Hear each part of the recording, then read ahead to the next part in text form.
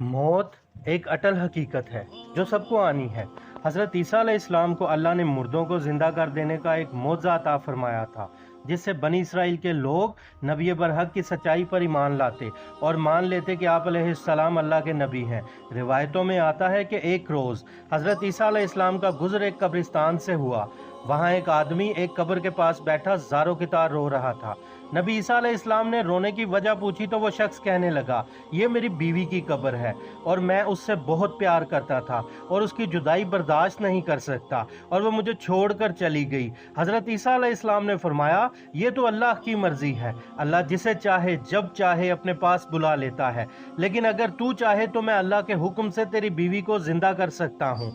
उस आदमी ने बेकरार होकर कहा, या नबी अल्लाह, ऐसा जरूर कर दीजिए। हज़रत ईसा अलैहिस्सलाम ने कब्र के पास खड़े होकर फरमाया, ऐ रूह, अल्लाह के हुक्म से तू उठ जा।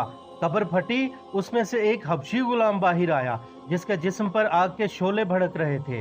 उसने हजरत ईसा अलैहिस्सलाम की तरफ देखकर बाआवाज बुलंद कहा, ला इलाहा इल्लल्लाह। उसका ये कहना था कि आग मौजाना तौर पर बुझ गई, अजाब इलाही उससे दूर हो गया और वो कब्र में वापस चला गया। उस आदमी ने देखकर कहा, मुझसे बड़ी गलती हुई, मेरी बीवी की कब्र ये नहीं दूसरी है। लिहाजा हजरत ईसा अलैहिस्सलाम दूसरी कब्र पर खड़े होकर फरमाया, ऐ जिस्म, अल्लाह के हुक्म से उठ जा। वो भी कब्र फटी और एक बड़ी खूबसूरत हसीनो जमील औरत कब्र से बाहर नमूदार हुई।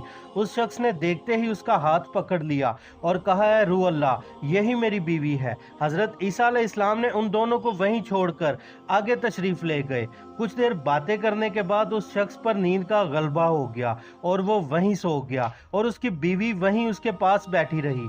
इतने में करीब शहर से एक शहजादे का वहां से गुजर हुआ और शहजादे की नजर उस लड़की पर पड़ी तो वो उसका गिरफ्तार हो गया और वो लड़की उसे पसंद आ गई और लड़की को भी शहजादा पसंद आ गया। शहजादे ने करीब आकर कहा, तुम इस गरीब के साथ क्या कर रही हो? मेरे साथ चलो, मैं तुम्हें दुनिया भर की ऐशो इशरत दूंगा।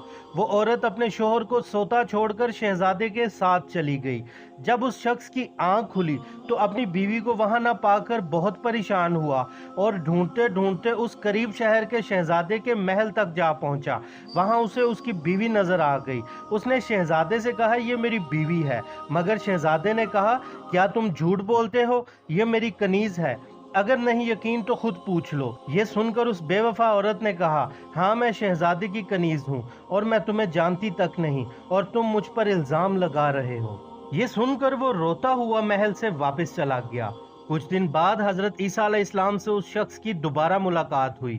उसने अर्ज की, या नबी अल्लाह, मेरी बीवी जिसे आपने जिंदा किया था वो मुझसे बेवफाई करके अब उस शहजादे के पास चली गई।